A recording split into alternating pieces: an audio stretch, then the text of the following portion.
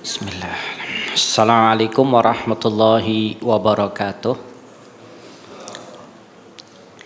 Innal hamdalillah nahmaduhu wa nasta'inuhu wa nastaghfiruhu wa natubu ilaih wa na'udzu billahi min shururi anfusina wa min sayyiati a'malina. May yahdihillahu fala mudhillalah wa may yudlil fala hadiyalah. Asyhadu an la ilaha illallah wahdahu la syarika lah wa asyhadu anna Muhammadan abduhu wa rasuluh. Qala jalla sya'nu fi kitabihil karim, ya ayyuhallazina amanu taqullaha haqqa tuqatih wa la tamutunna illa wa antum muslimun. يا أيها الناس اتقوا ربكم الذي خلقكم من نفس واحدة وخلق منها زوجها وبث منهما رجالا كثيرا ونساء واتقوا الله الذي تساءلون به والأرحم إن الله كان عليكم رقيبا. يا أيها الذين آمنوا اتقوا الله وقولوا قولا سديدا يصلح لكم أعمالكم ويغفر لكم ذنوبكم ومن يطع الله ورسوله فقد فاز فوزا عظيما. أما بعد فإن خير الحديث كتاب الله وخير الهدي هدي محمد صلى الله عليه وسلم wa syarrul umuri muhdatsatuha wa kullu muhdatsatin bid'ah wa kullu bid'atin dhalalah wa kullu dhalalatin finnar. Jamaah salat maghrib, ikhwani wa akhwati fiddin, a'azzakumullah. Alhamdulillah, pada kesempatan malam kali ini kembali kita dipertemukan oleh Allah Subhanahu wa taala untuk kembali mempelajari tentang dinul Islam, dan masih kita melanjutkan pembahasan dari kitab Al-Adabul Mufrad karya Muhammad ibn Ismail Al-Bukhari rahimahullah yang meninggal pada tahun 256 Hijriah. Masih kita masuk di bab yang membahas tentang babul imbisat ilan nas, bab tentang sikap lapang dada kepada manusia. Ya, sikap lapang dada kepada manusia. Ini ya satu hal yang sangat berat. Ya. Kenapa? Karena tabiat manusia itu terkadang ada pada dirinya sifat egois. Egois itu ingin menang sendiri. Ya, dan ini hampir ada pada setiap kita. Kadang egoisnya muncul. Sehingga imbisat ya, finnas pada manusia, lapang dada kepada mereka itu sudah mulai rapuh, bahkan mungkin hilang. Ya, nah ini butuh kita melihat bagaimana Nabi kita Muhammad sallallahu alaihi wasallam di antara sifat beliau seperti ini, mudah lapang dada kepada manusia. Ini riwayat yang ke-246 ya, kata Muhammad ibn Ismail Al-Bukhari, beliau mengatakan haddatsana Muhammad ibn Sinan qala haddatsana Fulayh ibn Sulaiman qala haddatsana Hilal ibn Ali an Atha ibn Yasar. Atha ini Ibn Yasar adalah seorang siapa? Tabi'in. Ya, termasuk tabi'in yang luar biasa dalam hal keilmuan. Dan beliau ini ya orangnya ya ada banyak kekurangan dari sisi penampilan, tapi ilmunya luar biasa. Yaitu Atha ibn Yasar ya rahimahullah. Kata seorang tabi'in yang bernama Atha ibn Yasar, beliau berkata, laqitu Abdullah ibn Amr ibn al-As ya radhiyallahu anhuma. Aku bertemu dengan Abdullah ibn Amr ibn al-As. Ya, itu ketemu dengan sahabat dan bapaknya sahabat juga. Jadi Abdullah ibn Amr ibn al-As itu adalah anak dan bapak, kedua-duanya sahabat. Aku bertemu dengan Abdullah ibn Amr ibn al-As ya radhiyallahu anhuma, faqultu, maka aku pun berkata, akhbirni an sifati Rasulillah sallallahu alaihi wasallam fit Taurah. Beritakanlah kepadaku tentang sifat Rasulullah sallallahu alaihi wasallam yang ada di dalam kitab Taurat. Ya, beritakan kepadaku tentang sifat Rasulullah sallallahu alaihi wasallam fi Taurah, dalam kitab Taurat. Apa sih sifat Rasulullah itu? Faqala ajal, benar, wallahi, demi Allah, innahu la mausufun fit Taurati bi ba'di sifatihi fil Quran. Sesungguhnya Rasulullah sallallahu alaihi wasallam disifati dalam kitab Taurat ya dengan sebagian sifatnya sama seperti yang ada di dalam Al-Qur'an. Ya, di antara yang disebutkan dalam Al-Qur'an, ya ayyuhan nabi, wahai nabi, inna arsalnaka, sesungguhnya kami mengutusmu, syahidan, sebagai saksi, wa mubasyiran, dan sebagai pembawa kabar gembira, wa nazira, dan sebagai pembawa kabar peringatan, wa hirzan lil ummiyin, dan juga Rasulullah sebagai benteng bagi orang-orang yang awam. Anta abdi wa rasuli, engkau adalah hambaku dan rasulku, utusanku. Itu hamba Allah dan utusan Allah Ta'ala. Samaitukal mutawakkil, aku menamaimu juga di antara nama Nabi adalah al-mutawakkil, orang yang pasrah. Orang yang apa? Pasrah. Al-mutawakkil itu artinya orang yang apa? Pasrah. Tawakal, pasrah. Ya. Laisa bifazzin wala ghalidh, dan kau bukanlah orang yang ya keras dan tidak pula bengis. Keras dan bengis bedanya apa? Itu ya. Wala sakhabin fil aswaq, dan kau bukan pula orang yang suka-suka berteriak di pasar. Wala yadfa'u bisayyi'ati sayyi'ah, dan kau bukan orang yang membalas keburukan dengan keburukan. Ini diantara sifat siapa? Nabi Muhammad sallallahu alaihi wasallam. Tidak keras, tidak bengis, tidak suka teriak-teriak, ya. Kemudian apa lagi? Ya, tidak membalas kejahatan dengan kejahatan, walakin ya'fu wa yaghfir, akan tetapi ya beliau itu adalah suka memaafkan, wa yaghfir, dan memaklumi. Ya.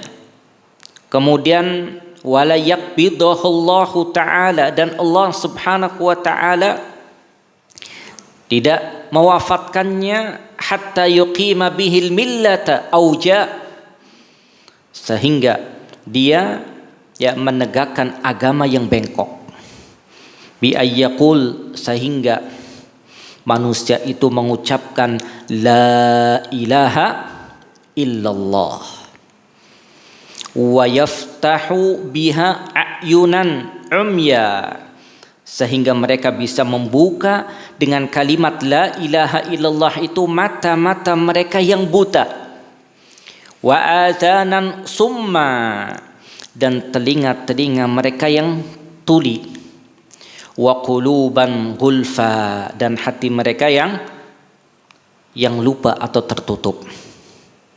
Ya, dengan mengucapkan kalimat la ilaha illallah. Jamaah salat maghrib, ikhwani wa akhwati fiddin, azzakumullah. Riwayat tadi kata Syekh Zaid bin Muhammad bin Hadi Al-Madkhali rahimahullah.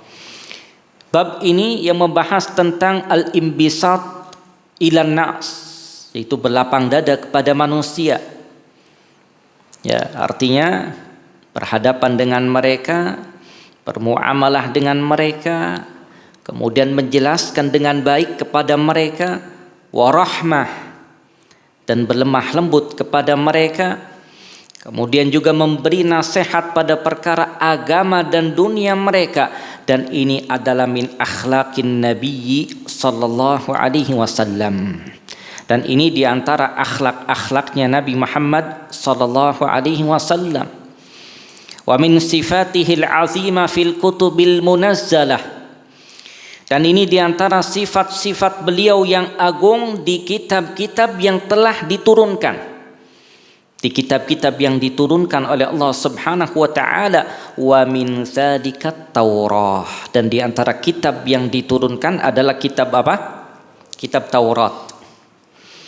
Ya, kitab Taurat, kitab yang Allah Subhanahu wa taala sifati di dalam kitab itu huda wa nura, ada petunjuk dan cahaya. Ya, juga ya disebutkan bahkan di kitab itu tentang ya sifatnya Nabi dan sifatnya para sahabat radhiyallahu anhum. Kalau antum buka surah Al-Fatah ayat yang ke-29, ayat yang terakhir, di situ Allah Subhanahu wa taala mengatakan Muhammadur Rasulullah, Muhammad adalah utusan Allah taala. Wallazina ma'ahu, dan orang-orang yang bersamanya, siapa?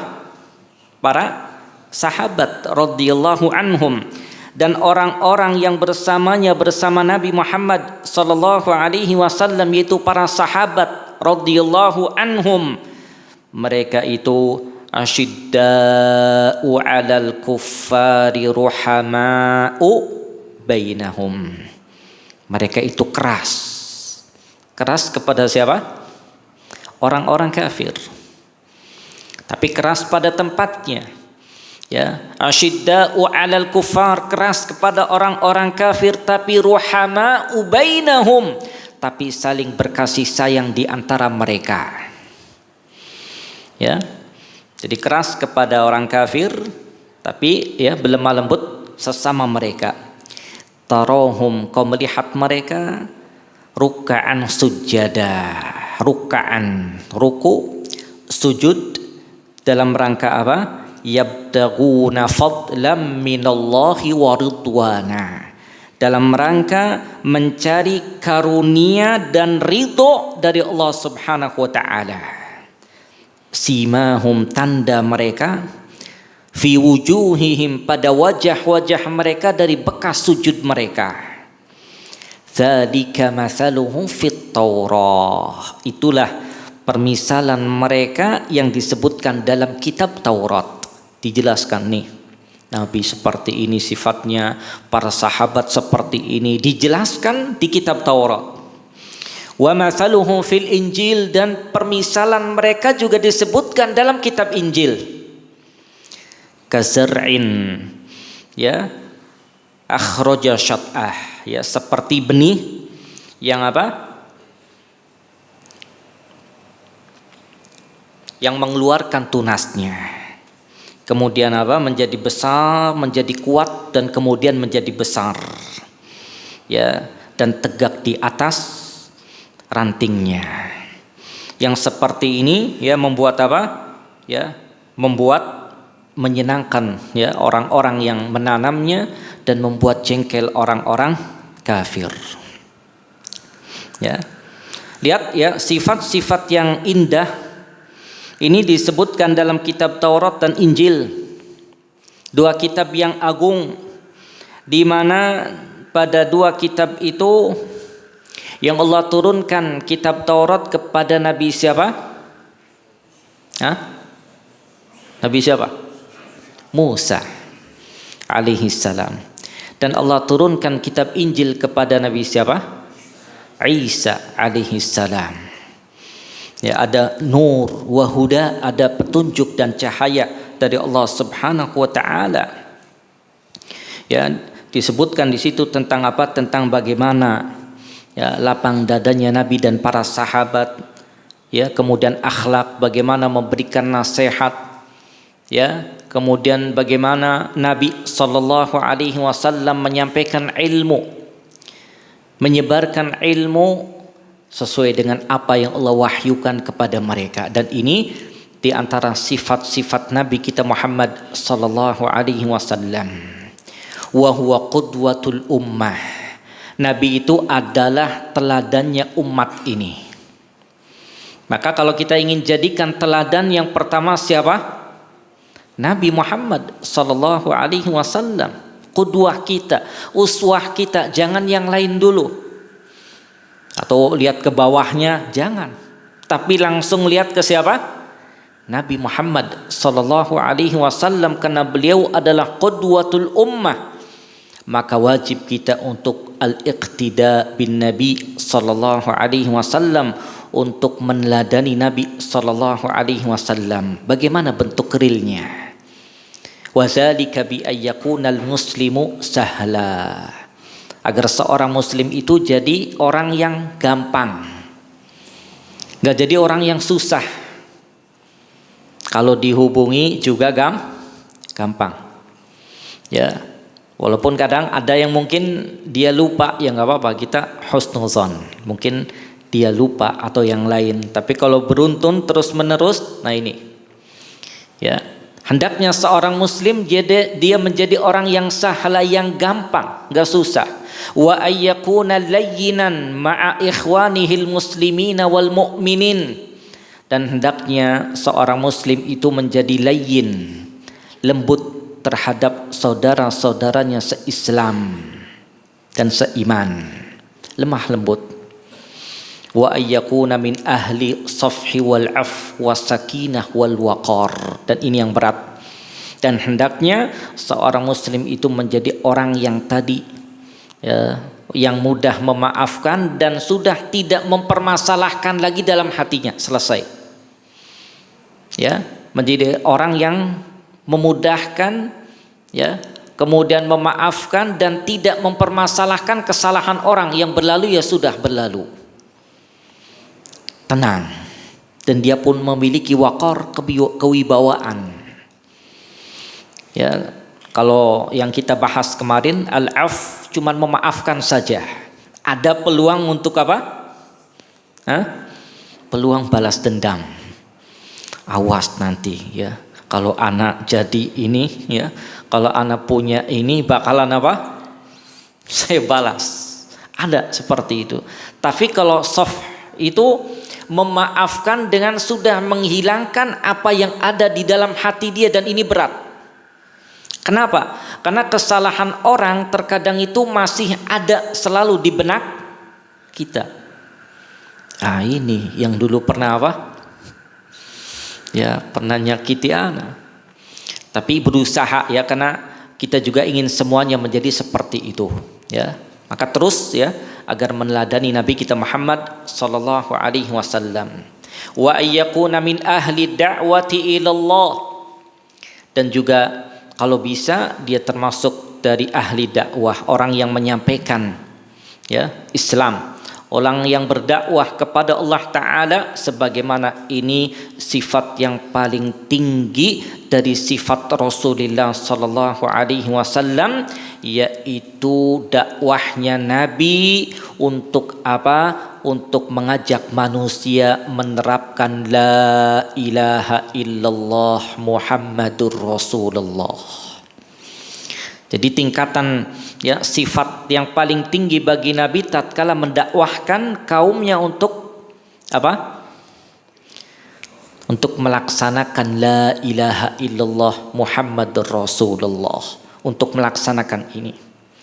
Makanya dalam hadis tadi, dan Allah tidak wafatkan ya sehingga dia menegakkan ya agama yang bengkok yang tadinya tidak bertauhid menuju kepada agama yang bertauhid yang berada di atas la ilaha illallah. Karena milahnya ahli jahiliyah, mereka itu adalah kebanyakan ubadul asnam wal ausan, para penyembah berhala. Sehingga sampai mereka mengucapkan la ilaha illallah.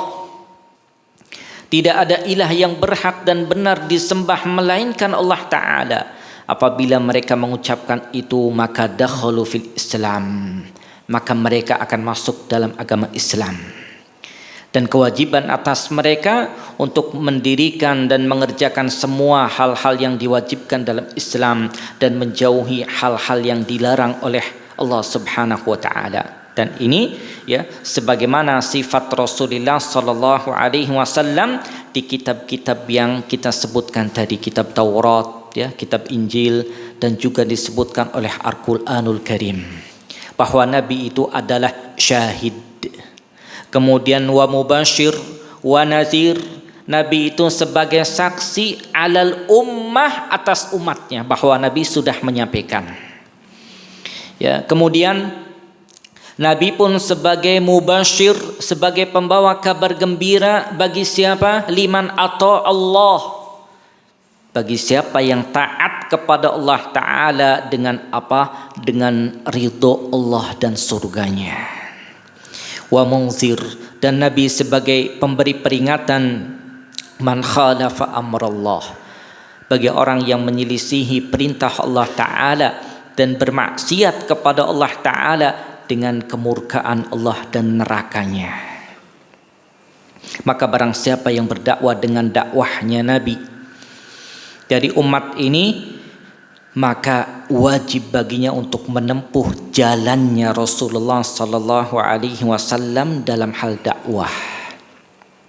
Ini penting. Ya.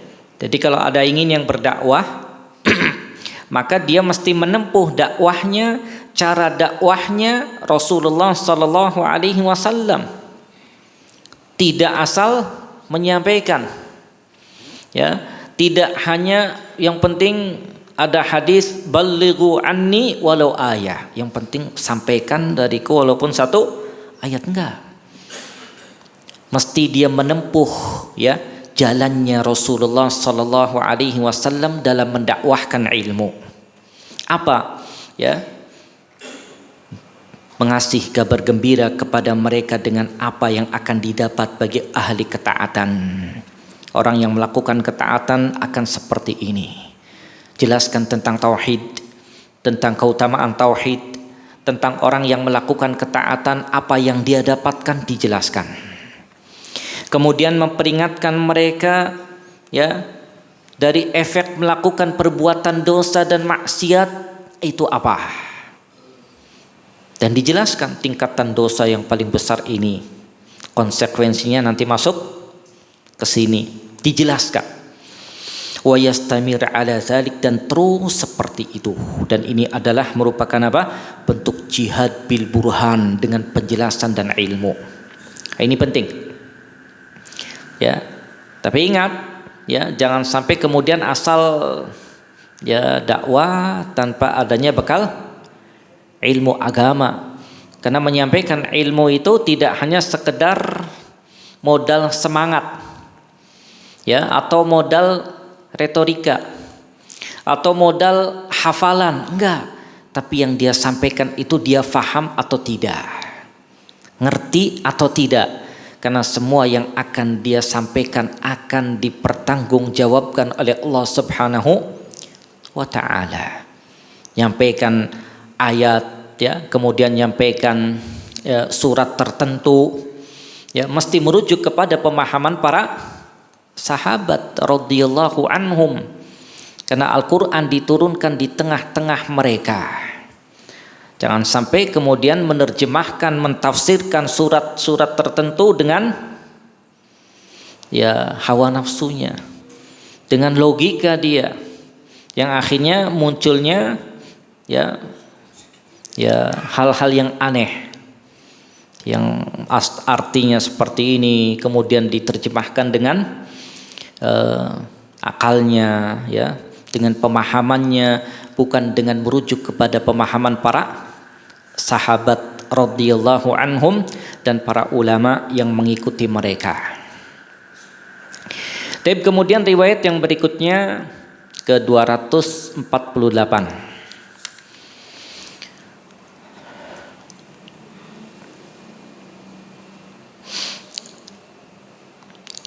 Bersumber dari seorang sahabat yang bernama Muawiyah radhiyallahu anhu, beliau berkata, aku mendengar dari Nabi sallallahu alaihi wasallam kalaman, sebuah ucapan yang Allah Subhanahu wa taala memberikan manfaat kepadaku dengan ucapan itu. Apa ucapannya? Sami'tuhu yaqul, aku mendengar Nabi sallallahu alaihi wasallam bersabda, innaka idza taba'ta ribata finnas afsaddahum. Kata Nabi sallallahu alaihi wasallam, sesungguhnya engkau apabila mengikuti atau memata-matai kesamaran orang lain, maka ya engkau telah merusak mereka. Kata Nabi sallallahu alaihi wasallam, apabila engkau memata-matai, mencari-cari ya kesamaran sesuatu yang belum jelas pada orang lain, afsaddahum, maka engkau akan merusak mereka. Ya, ini merupakan pengajaran Nabi Muhammad sallallahu alaihi wasallam kepada para sahabat, di antaranya Muawiyah, agar apa? Agar jangan bermudah-mudah untuk mencari-cari tentang apa? Tentang orang lain, apalagi menuduh dengan tuduhan yang tidak ada,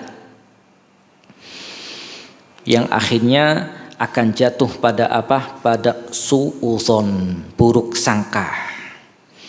Dan ini ya akan menyebabkan apa?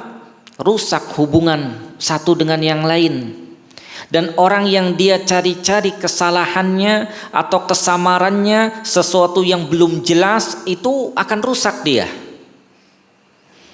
Ya, dan yang seperti ini dilarang dalam Islam. Kenapa? Karena dalam Islam itu ada satu kaidah, selalu kita memandang orang lain itu dengan pandangan apa? Husnuzon, berprasangka baik pada orang, apalagi orangnya secara zahir dia itu baik.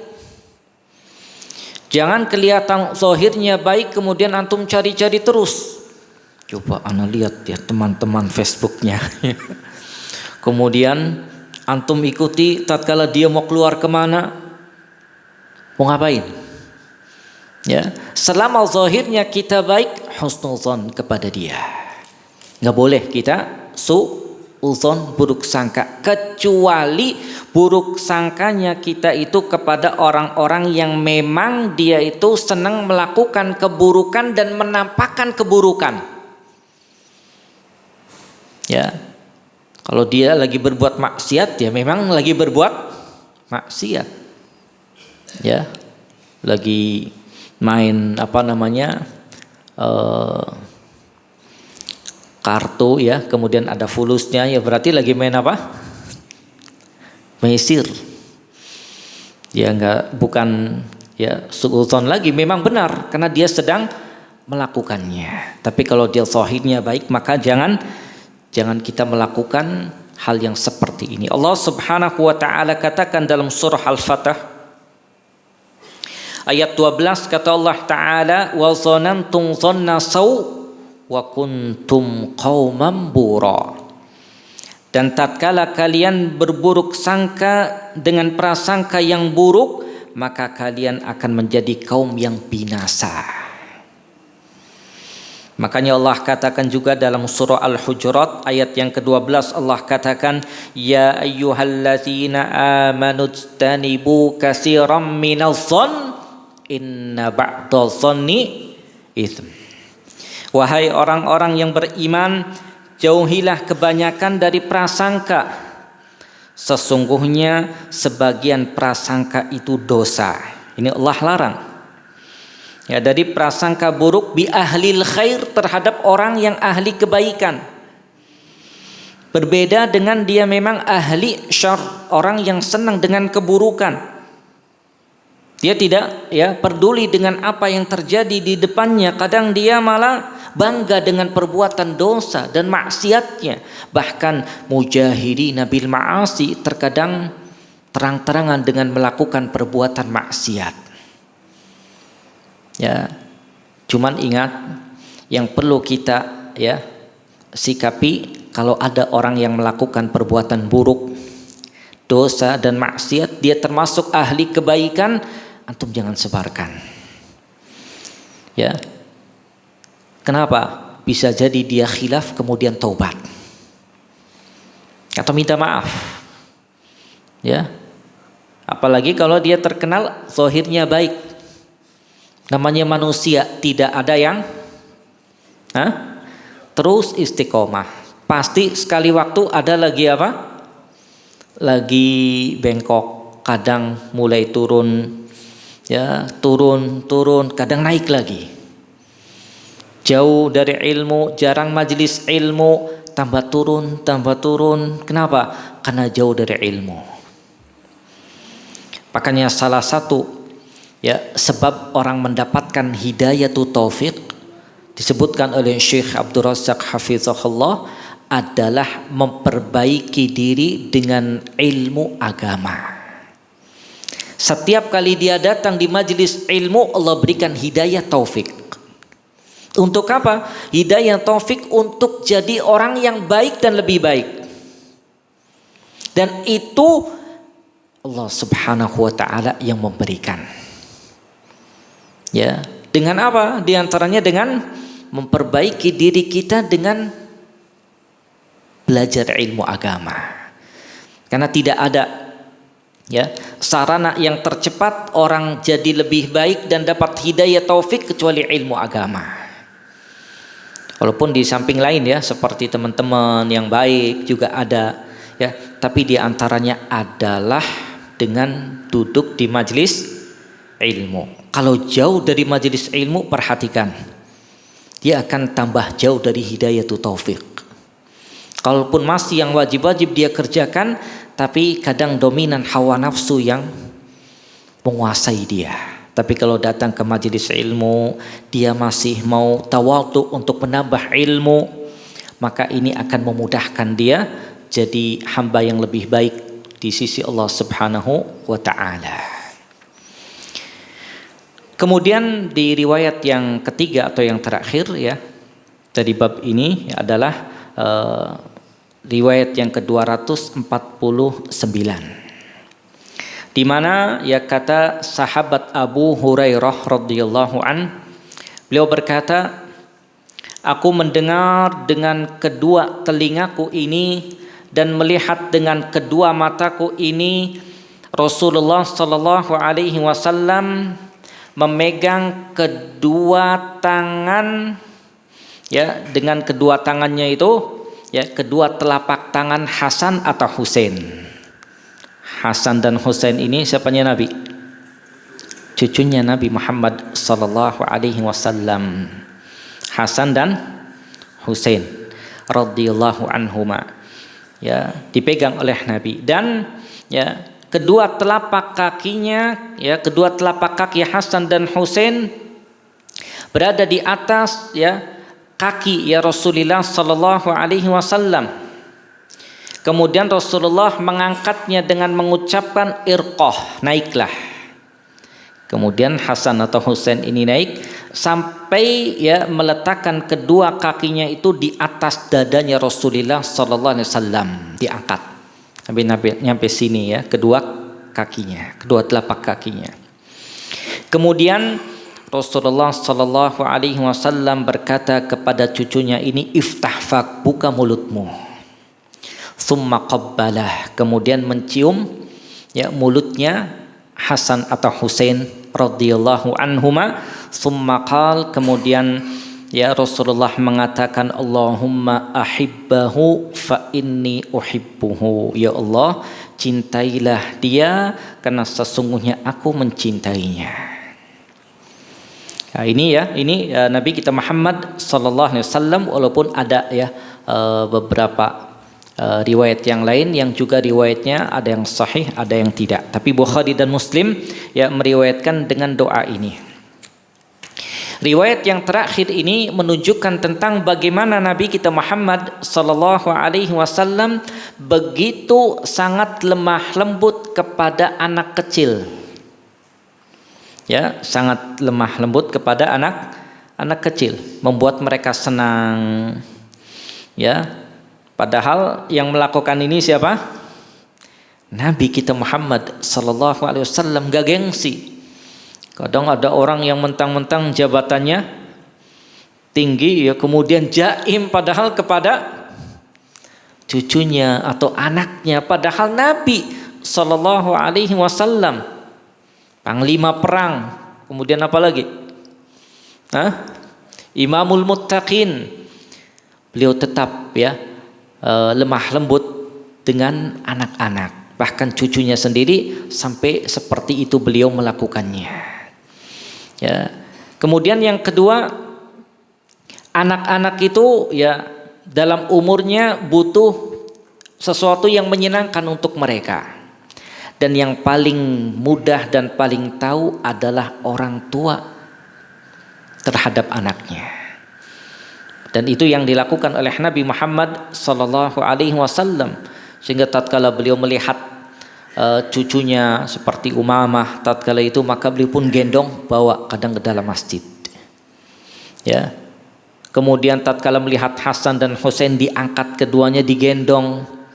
Ini menunjukkan tentang anak-anak juga butuh diseperti itu kan. Ya, bukan dibentak apalagi kemudian dikasari, jangan. Karena itu akan melukai mereka. Dan itu bukan termasuk di antara petunjuk Nabi kita Muhammad sallallahu alaihi wasallam. Semoga Allah Subhanahu wa taala memudahkan kita semua untuk bisa meneladani apa yang dicontohkan oleh Nabi kita Muhammad sallallahu alaihi wasallam. Wa sallallahu ala nabiyina Muhammadin walhamdulillahi rabbil alamin. Tafadhal, barangkali ada yang belum jelas dan mau ditanyakan.